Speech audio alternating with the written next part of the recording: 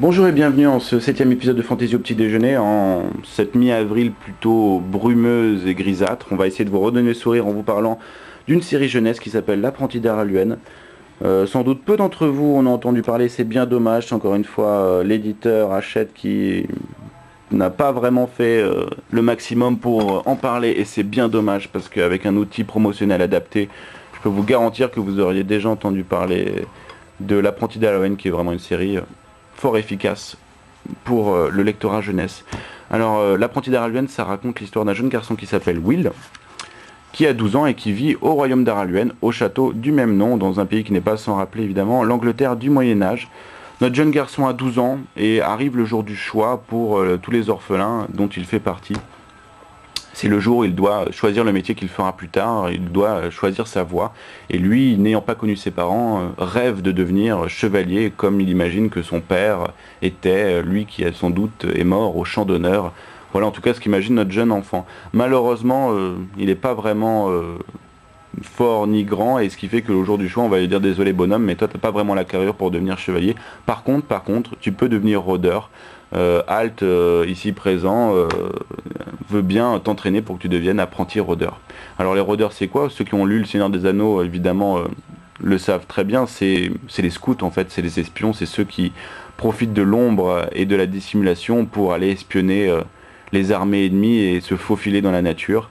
Donc notre jeune Will va plutôt malgré lui accepter et devenir le futur rôdeur d'Araluen. D'autant que les rôdeurs ont une sale réputation parce que les gens ils vivent en vase clos, c'est un groupe très fermé, très restreint.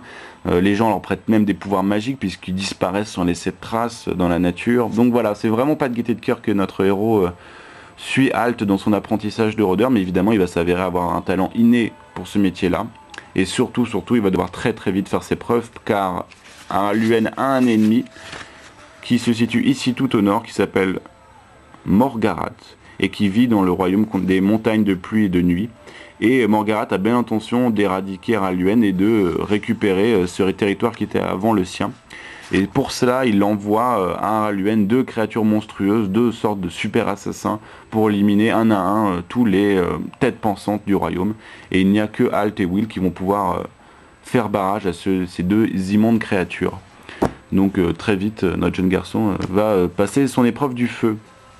Le deuxième tome, lui déjà sorti aussi, cette fois-ci place dans notre héros dans un conflit là carrément ouvert, donc la guerre a éclaté entre les deux royaumes, et notre jeune Will est encore une fois un des seuls à pouvoir empêcher une manœuvre de contournement de l'ennemi qui tente de passer par Celtica pour attaquer Araluen, et il n'y a que Will finalement qui va se rendre compte de cette manœuvre, et c'est un des seuls à pouvoir empêcher cette manœuvre de réussir, et donc de submerger les armées d'Araluen.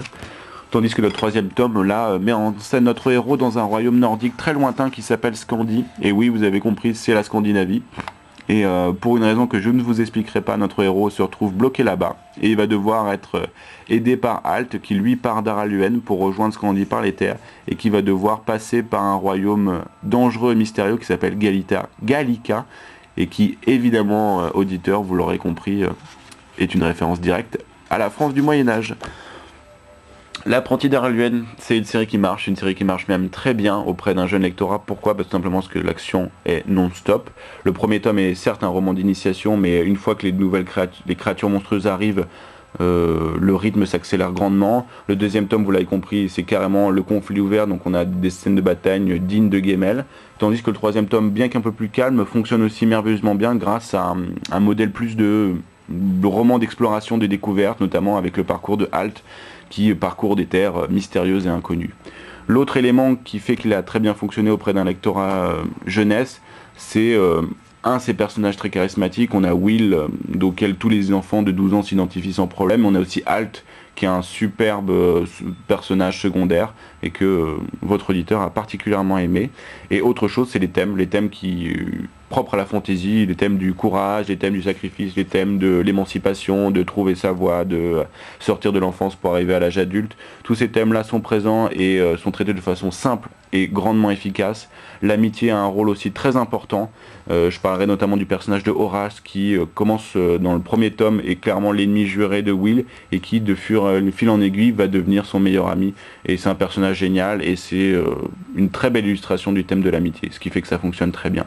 Donc grosso modo, si vous connaissez une connaissance, enfin si vous avez un petit cousin, un petit frère, un petit neveu de 11 à 15 ans, ou si vous connaissez une famille qui a un gamin dans cet âge-là qui adore lire ou au contraire qui aime pas lire, ruez-vous sur l'apprenti d'Araluen et offrez-le lui parce que je peux vous garantir qu'il va pas en décrocher. Ça fonctionne très bien, je l'ai testé auprès de lecteurs jeunesse et ils en ont été complètement accros.